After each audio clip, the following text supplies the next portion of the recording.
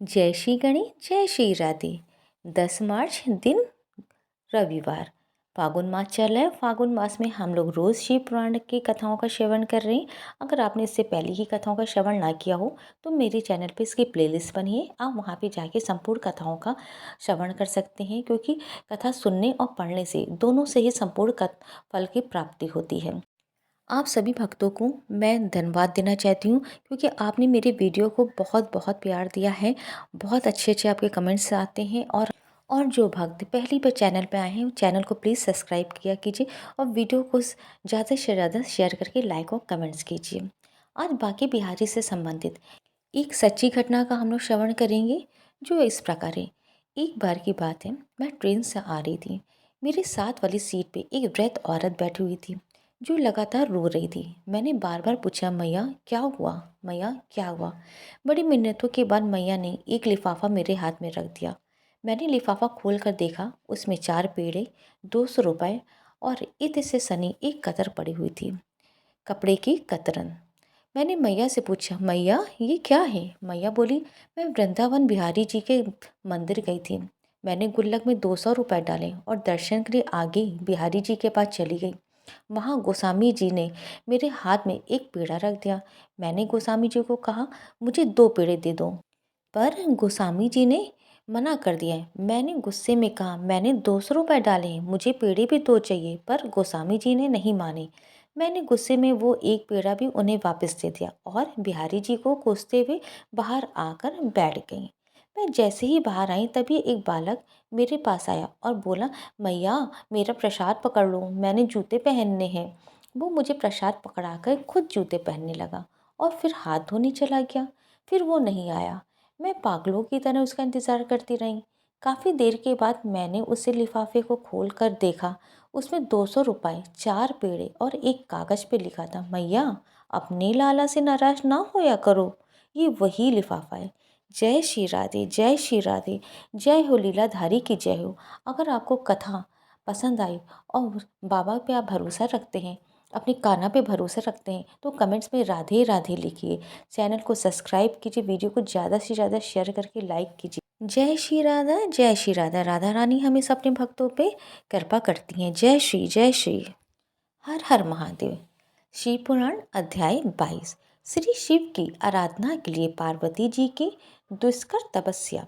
ब्रह्मा जी कहते हैं, देव ऋषि तुम्हारे चले जाने पे प्रफुल्ल चित्त हुई पार्वती ने महादेव जी को तपस्या से ही साध माना और तपस्या के लिए ही मन में निश्चय किया। तब उन्होंने अपनी सखी जया और विजया के द्वारा पिता हिमाचल और माता मैना से आज्ञा मांगी।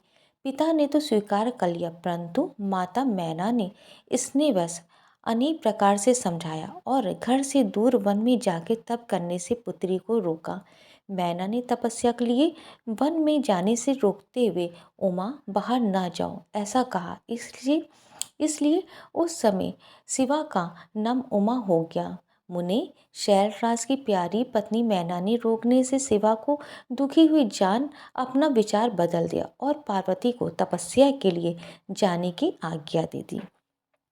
मुनि श्रेष्ठ, माता की वह आज्ञा पाकर उत्तम व्रत का पालन करने वाली पार्वती ने भगवान शंकर का स्मरण करके अपने मन में बड़े सुख का अनुभव किया। माता पिता को प्रसन्नतापूर्वक प्रणाम करके शिव के स्मरण करके अपने मन में बड़े सुख का अनुभव किया। दोनों सखियों के साथ वे तपस्या करने के लिए चली गईं।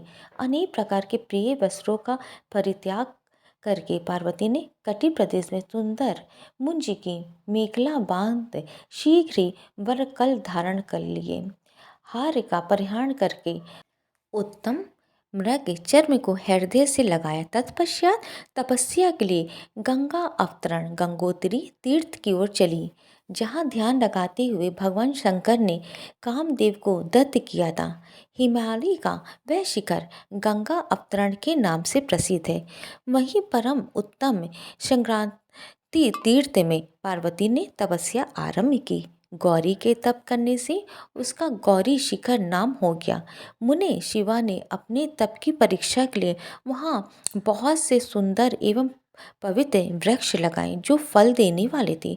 सुंदरी पार्वती ने पहले भूमि शुद्ध करके वहां एक वेदी का निर्माण किया। तदनंतर ऐसी तपस्या आरंभ की जो मुनियों के लिए भी दुष्कर थी। वे मन से संपूर्ण इंद्रियों को शीघ्र ही काबू में करके उस वेदी पर उच्च कोटि की तपस्या करने लगी। ग्रीष्म ऋतु में अपने चारों ओर दिन रात आग जलाए रखकर वे बीच में बैठती और निरंतर पंच अक्षर मंत्र का जाप करती रहती थी।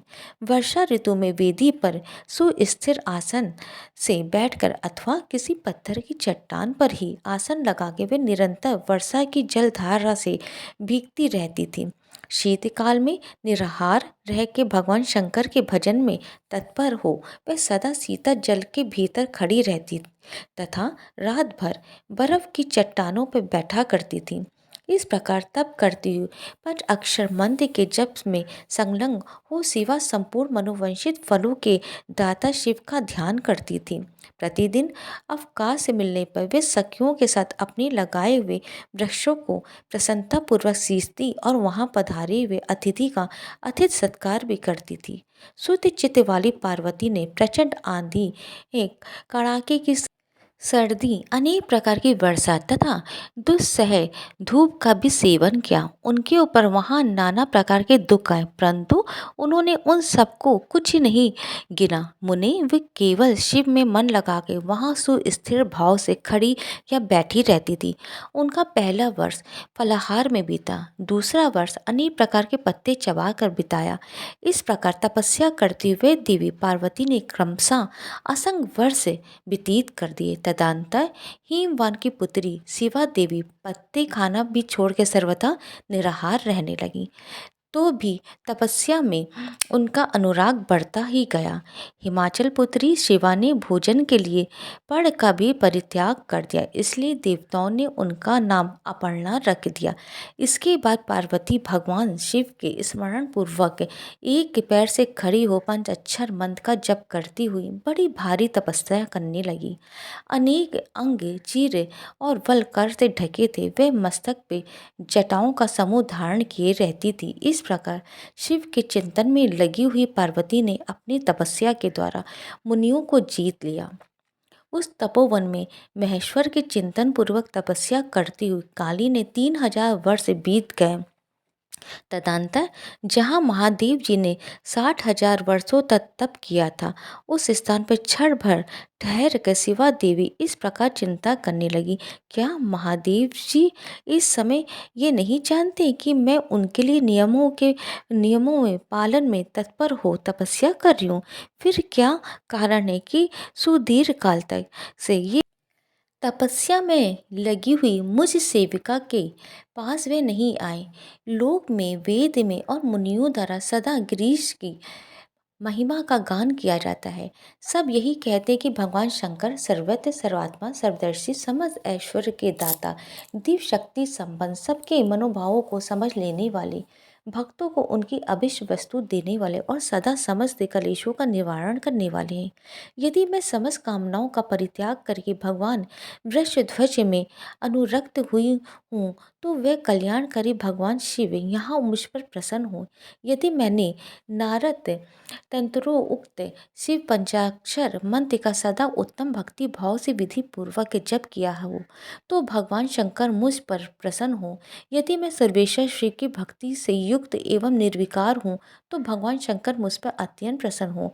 इस तरह नित्य चिंतन करती हुई जटा वलकल धारणी निर्विकारा पार्वती मुँह नीचे के दीर्घ काल तक तपस्या में लगी रही। उन्होंने ऐसी तपस्या की जो मुनियों के लिए भी दुष्कर थी। वहाँ उस तपस्या का स्मरण करके पुरुषों को बड़ा विस्मय हुआ। महर्षि पार्वती का तपस्या का जो प्रभाव पड़ा था, उसे भी इस समय सुनो। जगदम्बा पार्वती का वह महान तप परम आश्चर्यजनक था।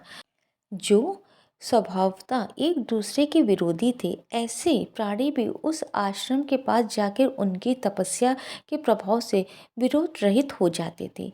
सिंह और गौ आदि सदा राग आदि दोषों से संयुक्त रहने वाले पशु भी पार्वती के तप की महिमा से वहां परस्पर बाधा नहीं पहुंचाते थे। मुनिश्रेष्ठ, इसके अतिरिक्त जो स्वभावतः एक दूसरे के वैरी हैं वे चूहे बिल्ली आदि दूसरे दूसरे जीव भी उस आश्रम पर कभी रोष आदि विकारों से युक्त नहीं होते थे।